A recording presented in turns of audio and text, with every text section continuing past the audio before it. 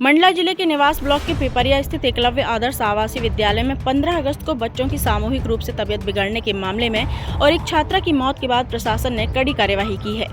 बता दें, गंभीर लापरवाही और उदासीनता बरतने पर अधीक्षक और अधीक्षिका को निलंबित कर दिया गया है। दरअसल 15 अगस्त को सामूहिक रूप से कई बच्चों की तबीयत खराब हुई थी। मामले की गंभीरता को देखते हुए कलेक्टर ने जाँच समिति गठित की। कलेक्टर के निर्देश पर निवास SDM, BMO और BEO की टीम ने जाँच की। समिति ने 16 अगस्त को स्वास्थ्य परीक्षण कराया, जिसमें से 15 विद्यार्थियों में सर्दी, जुकाम और वायरल बुखार की शिकायत पाई गई। इनमें से 7 छात्राएं और 8 छात्र को जिला अस्पताल मंडला में भर्ती कराया गया। छात्रा शिल्पा मरावी को तेज बुखार और बेहोशी के कारण जबलपुर मेडिकल कॉलेज रेफर किया गया। परिजन उसे नागपुर ले गए, जहां 18 अगस्त को इलाज के दौरान उसकी मौत हो गई। आपको बता दें, प्राचार्य, अधीक्षक और अधीक्षिका पर आरोप है कि उन्होंने घटना की सूचना विभागीय अधिकारियों को समय पर नहीं दी और नियमित स्वास्थ्य परीक्षण भी नहीं कराया। इसके चलते मंडला कलेक्टर की रिपोर्ट के आधार पर आयुक्त जनजाति कार्य विभाग भोपाल ने बड़ी कार्यवाही की है। अधीक्षक संजीव कुमार राठी और अधीक्षिका पूनम देवी को निलंबित कर दिया गया है। वहीं आउटसोर्स कर्मचारी स्टाफ नर्स सुरसरी अंजलि संयाम की सेवाएं समाप्त कर दी गई हैं, जबकि प्राचार्य मोनिका रोहिला के विरुद्ध निलंबन प्रस्ताव दिल्ली भेजा गया है। एक छात्रा की मौत के बाद उठे सवालों ने आखिरकार प्रशासन को सख्ती दिखाने पर मजबूर कर दिया, लेकिन सवाल अब भी यही उठता है कि बच्चों की देखभाल के लिए बनी व्यवस्थाएं ही जब लापरवाह हो जाएं, तो फिर पालक अपने बच्चों को किसके भरोसे विद्यालय और छात्रावास भेजेंगे। मासूम की मौत के बाद भले ही दोषी निलंबित हो गए हों, लेकिन माँ बाप के दिल का वो खालीपन, वो चीख कौन भरेगा? क्या इतनी कार्यवाही से मासूम की जिंदगी लौट आएगी? मंडला से पूजा जोशी की रिपोर्ट। नमस्कार, मैं हूं पूजा जोशी और इस वक्त हम पिपरिया के जो है एकलव्य आदर्श आवासीय विद्यालय में मौजूद हैं और यहाँ पर बहुत अवस्थाएं भी है। तो चलिए हम आपको दिखाते हैं अंदर की हकीकत और यहाँ के प्राचार्य से बात करते हैं कि आखिर उस दिन का क्या था पूरा घटनाक्रम। तो ये हैं यहाँ पर एकलव्य आदर्श आवासीय विद्यालय की प्राचार्य मैडम। नमस्कार मैडम। नमस्कार। क्या कारण था जो यहाँ पर मतलब बच्चों की तबीयत खराब हुई और क्या अवस्थाएं थी? बच्चों की तबीयत जो है, कुछ बच्चों को बुखार ही था और उसमें क्या है कि एक कमरे में 40 बच्चे रह रहे हैं। अगर सर्दी जुकाम होता है तो एक से दूसरे में वायरल जो है वो थोड़ा सा फैलता है और दो तीन बच्चों को ही था। इन्होंने 16 बच्चों को वहाँ मंडला में एडमिट कराया था, लेकिन 16 में से जो है 3 बच्चों को वहाँ रखा गया था, बाकी बच्चे डिस्चार्ज। कि आप मौजूद नहीं थी यहाँ पर? नहीं, क्या कारण? मैं थी यहाँ पर, मैं स्कूल में ही थी। उसके बाद पंचायत में भी गई हूँ। वहाँ से 11 बजे जो है फिर मैं अपने बेटे को छोड़ने दिल्ली गई हूँ और उसके बाद में 16 तारीख को 3 बजे आ भी गई हूँ। मैम, ऐसा बताया जा रहा है कि 15 अगस्त से पहले जो है बच्चों की तबीयत पहले से खराब हो गई थी। 3 से 4 बच्चों की तबीयत खराब थी, उसके बाद धीरे धीरे वो बढ़ता गया। तो पहले से जब बच्चों की तबीयत खराब थी तो क्या आप लोगों ने उन पर ध्यान नहीं दिया? नहीं दिया, हमने उनको दवा भी दी है, उसकी एंट्री भी नर्स के पास है और जो है दवा देने के बाद जिनको ज्यादा लग रहा था उनको हमने घर भी भेजा है।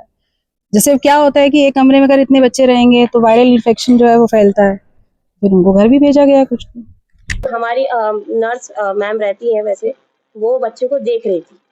इतना पता है कि 13-12 को या एक आध बच्चा था, 13 को शायद 2 हुए होंगे, तो उनको वैसे ही घर भेज दिया गया था ताकि उससे बाकी के बच्चों को इन्फेक्शन ना हो। क्या कारण हो सकता है? सर मैं नहीं बता पाऊंगी कि क्या रीजन रहा है, क्योंकि एक कमरे में आप खुद देख रहे हैं कि कितने बच्चे एक साथ रह रहे हैं, एक बेड पे 2 बच्चे सोते हैं। तो वायरल था। मैं जब जबलपुर गई थी वहाँ भी डॉक्टर ने कहा कि ये वायरल है। मैं 16 तारीख की सुबह हम लोग 6 बजे निकले हैं और 12:30 बजे आए तो देखा यहाँ पे भीड़ लगी हुई है गेट पर। ये है वो स्थान जहाँ पर जो है यहाँ आवासीय विद्यालय की जो है गर्ल्स रहती हैं और एक बेड में जो है 2 बच्ची सोती हैं। और आप यहाँ की स्थिति देख रहे होंगे कि थोड़े से गंदे चादर भी हैं और थोड़ी सी सीढ़न भी आ रही है। आपस में बेड जो है बहुत सटे हुए हैं, बहुत संकीर्णता यहाँ पर दिखाई दे रही है। मैडम से हम लोग जानते हैं कि एक बेड में जो है कितने बच्चे सोते हैं और यहाँ पे जो गंदगी दिखाई दे रही है हमको, बेड में जो चादर गंदे हैं, उसके विषय में क्या कहेंगी?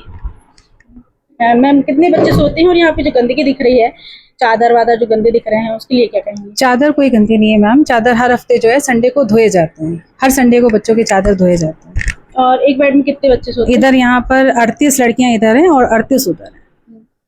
तो मैडम का साफ तौर पे कहना है कि मतलब चादर हर हफ्ते धोए जाते हैं, यहाँ पर कोई गंदगी नहीं है, लेकिन हम जो देख रहे हैं हमको स्पष्ट समझ में आ रहा है कि यहाँ पर चादर गंदे हैं और थोड़ी सी सीलन सी हमको बदबू लग रही है। बताया जा रहा है कि आपने बिना कुछ आवेदन के बस ऐसे ही मौखिक तौर से बोल के चली नहीं, ऐसा कुछ नहीं है। मेरी 28 जुलाई की जो है मेल भी डली हुई है और मैंने अपनी पीजीटी हिस्ट्री को इन्फॉर्म भी किया था सुबह निकलते हुए, और उसको 14 तारीख को ही मैंने जो है ऑफिस ऑर्डर निकाल दिया था। लगभग 2 घंटे तक प्रोग्राम चला, सभी बच्चों ने देखा। उस बीच करीब मैम जो है 10 बजे के आसपास सुबह मुझे बोल के इशारा करके कि पूनम मैं जा रही हूँ, तुम देख लेना, ठीक। बट ऑफिशियली अगर मैं कहूँ मुझे कार्य प्रभार दिया गया था उस दिन 15 तारीख की शाम 4 बजे मेरे पास मेरे घर में रजिस्टर लाया गया और मैंने उस दिन साइन किए, अगर ऑफिशियली कार्य प्रभार की बात करूँ तो। और उस दौरान 4 बजे से पहले जो मुझे ऊपर से कहा जा रहा था, मैम से लगातार कांटेक्ट में मैं थी, मैं वो काम कर रही थी। आपने जिनको प्रभार दिया था उनका कहना है कि मैडम जो है मुझे मौखिक तौर से बता के गई थी और 4 बजे जो है ऑफिशियल तरीके वो से जो है रजिस्टर अंदर रखा था और वो चली गई थी यहाँ से ना, क्योंकि सारे पंचायत में चले गए थे। मैं तो 14 तारीख को ही निकाल चुकी थी। यहाँ पर जो है जगह की संकीर्णता है, एक ही कमरे में जो है 25 से 50 बच्चे यहाँ निवास कर रहे हैं, तो कहीं ना कहीं एक जो बच्चे को वायरल होता है तो वो दूसरे तक फैलता है, तीसरे तक फैलता है, ऐसे धीरे धीरे लगभग काफी बच्चे यहाँ पर जो है उसकी गिरफ्त में आ गए। यह हादसा स्कूल प्रबंधन की गंभीर लापरवाही को उजागर करता है। यदि बच्चों की तबीयत पर समय रहते ध्यान दिया जाता तो शायद आज शिल्पा मरावी जिंदा होती। यह घटना शिक्षा व्यवस्था पर गहरे सवाल खड़े करती है।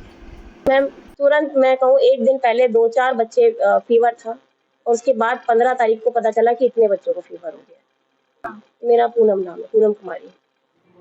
तहसील निवास के पिपरिया ग्राम के एकलव्य आदर्श विद्यालय में अचानक बच्चों की बीमार होने के कारण वहाँ के प्रबंधन की पाई गई लापरवाही के कारण 4 लोगों पर कार्रवाई की जा चुकी है, जिसमें 2 अधीक्षक हैं उनको निलंबन किया जा चुका है। स्टाफ नर्स को पद से पृथक किया गया है और वहाँ के प्राचार्य हैं जो उनको निलंबन की कार्रवाई प्रस्तावित की गई है। यह कार्रवाई वहाँ पर लापरवाही पाए जाने पर की जा चुकी है। मेरी बहन सुबह से थोड़ा सा बीमार पड़ गई थी, उसे लाया गया था, निवास में भर्ती किया गया था। वहाँ पे पता चला कि उन लोग के पेट दुख रहे थे और बाकी बच्चों के फीवर वगैरह आ चुके थे। मतलब मेरी बहन को भी फीवर आया था, सबको ही फीवर आया था वहाँ पे।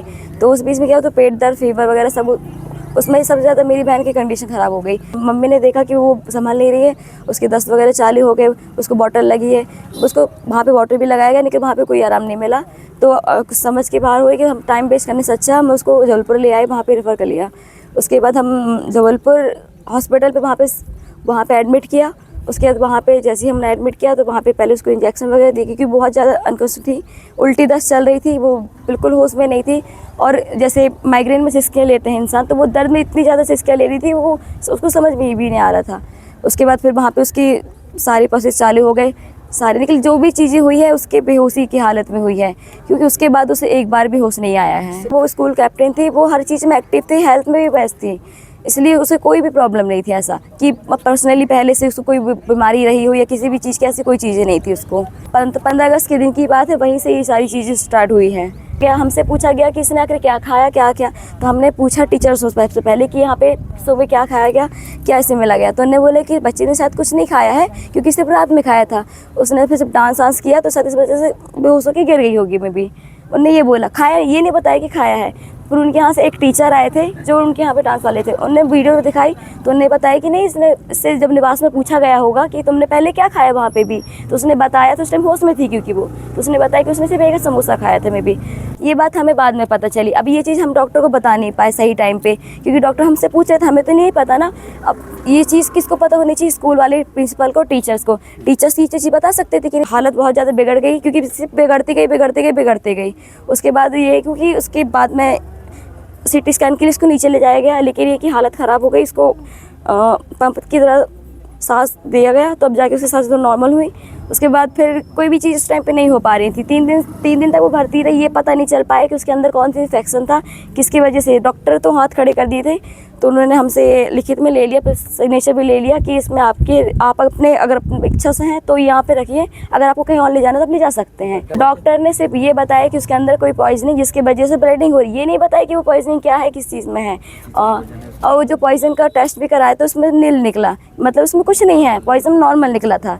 फिर हमको कुछ समझ नहीं आया तो हमने नागपुर के लिए करा। तो फर्स्ट दिन तो ये था तो वही प्रोसेस हो गया कि उसकी सांसें चली गई, तो दोबारा से उस दिन छोड़ गया। निकल दूसरे दिन जाके कंडीशन ख़राब हो गई। फिर वहाँ के प्रिंसिपल मैम भी आई। निकल जब प्रिंसिपल मैम आई तो हमने साइन के लिए बोला, क्योंकि ये बहुत सीरियस था तो उसमें साइन वगैरह लगा, मेरे मम्मी पापा सबका। तो उस मैम के भी साइन लगने थे, क्योंकि रिस्पॉन्सिबिलिटी लेनी थी। हम तो ले रहे थे ना, क्योंकि हमारी बच्ची है। निकल कहीं ना कहीं केस उनसे भी जुड़ा है, तो वो भी इस चीज़ का रिस्पॉन्सिबिलिटी लेंगे कि हमें इसके हमारे 4 साल में ये सारी चीज़ें हुई हैं। उन्हें साइंस करने से मना कर दिया, निकाल दिया, तो बॉडी एकदम ब्लैंक हो गई। निकल जब दोबारा लगाया तो वो चलने लगी। मीन्स ये है कि जो अब तक चल रहा था सिर्फ फर्जी पे चल रहा था। बच्ची की जो है धड़कन पहले से ही बंद हो चुकी थी, पहले ही बंद हो चुकी। जब हम जबलपुर हॉस्पिटल में तभी ये चीज़ हो चुकी थी, और वहाँ पे हमारे साथ ये चीज़ होगी कि ना हमको सपोर्ट मिला, और हमारे साथ ये हो रहा था कि उल्टा हमारे साथ डॉक्टर ये कर रहे थे, मतलब खिलवाड़ी कर रहे थे कहीं ना कहीं बच्चों को एडमिट करके। फिर हम वहाँ से वापस ले आए। आकांक्षा मराबी, इसकी बड़ी बहन।